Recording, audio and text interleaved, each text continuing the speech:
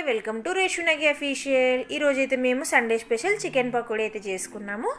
First అయితే చికెన్ని బాగా వాష్ చేసేసుకొని కొంచెం ఉప్పు కారం పసుపు అయితే వేసుకున్నాము. వేసుకున్న తర్వాత కొంచెం అయితే టేస్ట్కి తగ్గట్టు గరం మసాలా, కొంచెం ధనియాల పొడి, అల్లం పేస్ట్ అయితే వేసుకున్నాము. ఇవన్నీ వేసుకున్న తర్వాత మనమైతే బాగా మిక్స్ చేసుకోవాలి.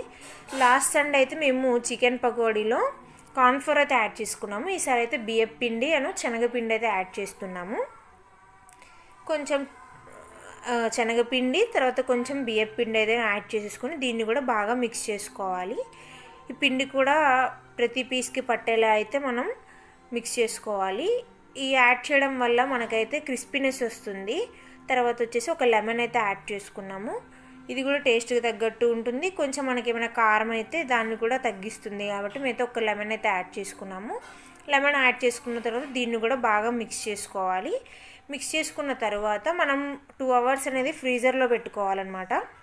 పెట్టుకుంటే మనకి పీసెస్ ప్రతి దానికి మంచిగా మసాలా అయితే పడుతుంది.